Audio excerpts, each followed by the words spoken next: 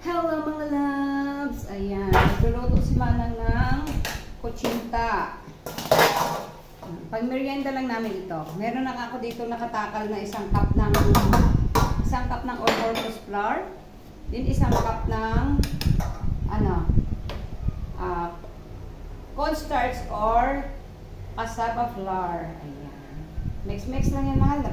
Napakadali lang gagawin itong kutsinta na ito. Wala siyang hassle. So, ano lang muna natin. Tanggalin natin yung mga buo-buo. Umaano yung hangin ng electric pan ko. Okay, yan.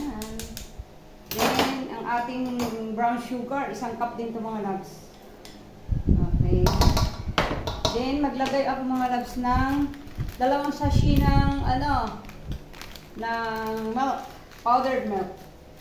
Pampalinamnam din ito mga loves. Okay. Sarapan na natin kasi kami na naman kakain yan. Ayan na. Meron na tayong dyan.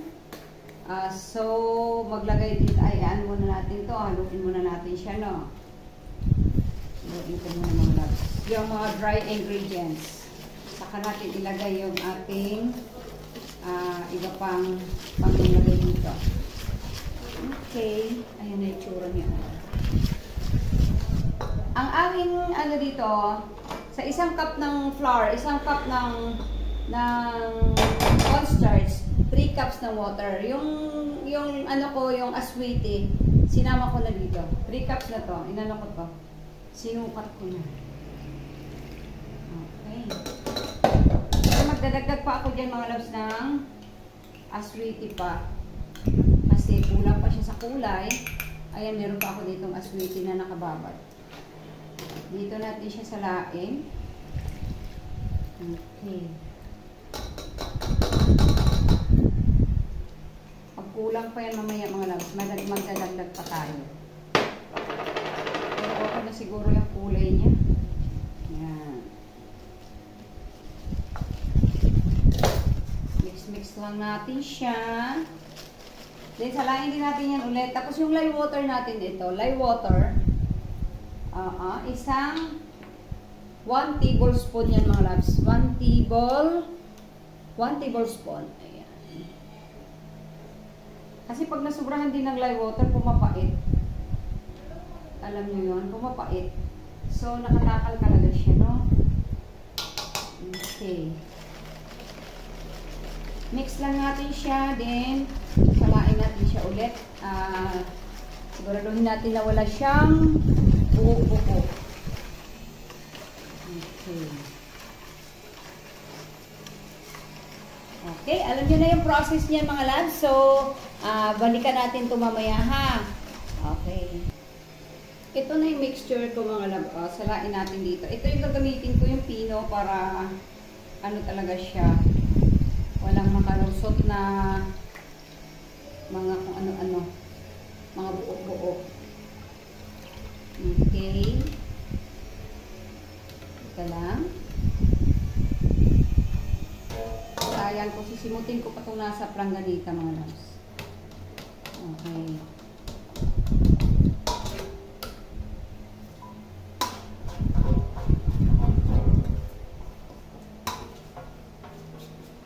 Simutin natin yan. Sayang yan eh.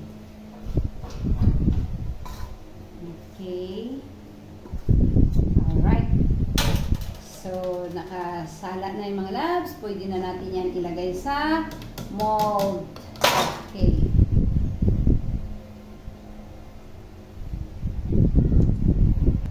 Yung mga moldy ko pala mga loves, dahisan ko lang yan ng mantika para hindi siya mahirap unmold mamaya yung ating mga kutsinta.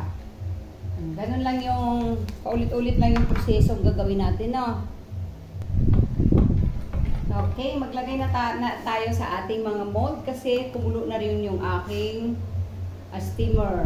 So, ito yung gusto kong, madali lang ito gagawin kaysa sa puto.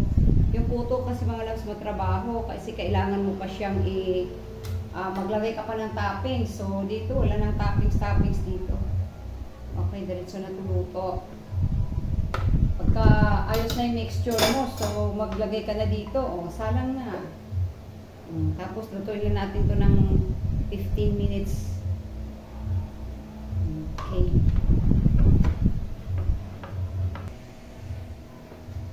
Ayan ang mga loves, nakita nyo, kulong-kulo na yung ating steamer. So, yung takip pala nakabalo talaga ng tila, no, para hindi matuluan yung ating kutsinta.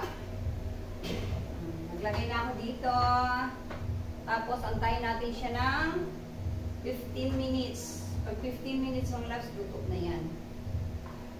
Okay, maliit lang itong ginamit kong steamer kasi ano lang to, kaunti lang naman itong niluto ko. Talagang pang merienda lang namin. Mainit. Mainit mga loves, mainit, mainit. Okay. Okay. Ganito lang si Manang magluto ng kutsinta.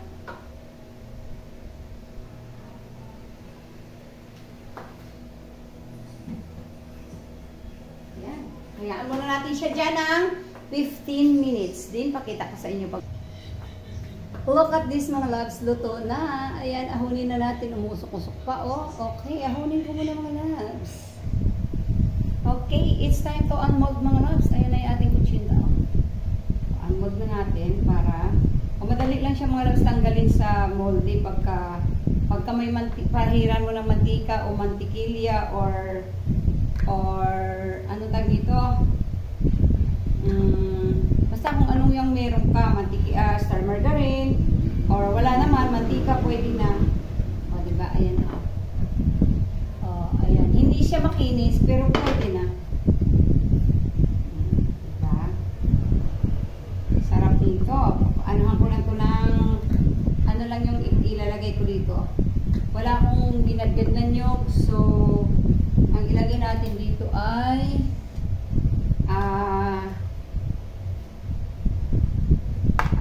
cheese. Cheese lang mga loves. So, ikalat natin siya dyan para ma-coat siya lahat ng cheese. Pag nagbudbud tayo ng cheese. Nagutom na ako mga loves. Natakam na ako. Meron pa ako nakasalang. Yung tinimpla ko mga 3 salang. Ang laman ng aking ano tawag dito ng aking steamer ay 14 bawat salang, 14 pieces. Malit lang kasi yung ano ko na yan. Ayusin natin at maglalagay tayo ng cheese. Lalagay tayo ng cheese mga loves. Masarap dito siya sa ano. Masarap dito sa nyog, pero wala akong nyog. Cheese ang meron tayo. So, cheese yung nilalagay natin. Okay, ang sarap dito. Sarap dito mga loves. May milk pa yan.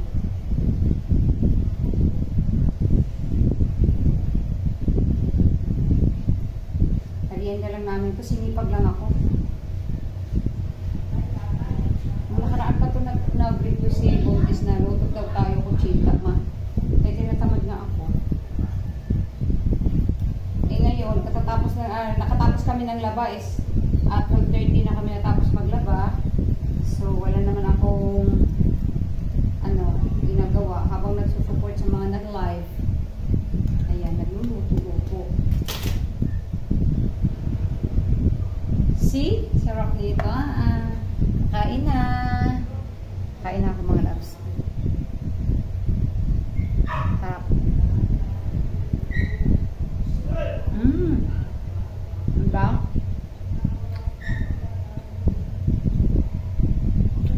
Sarap.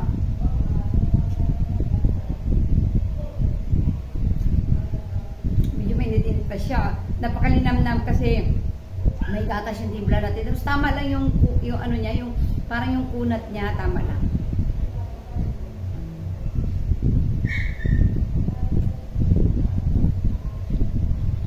May nakasalang pa ako doon. Tapos meron pa ako isang salon dito.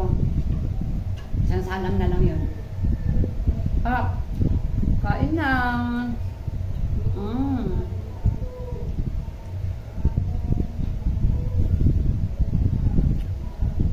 Thank you for watching. Kain na na. Kain muna ako.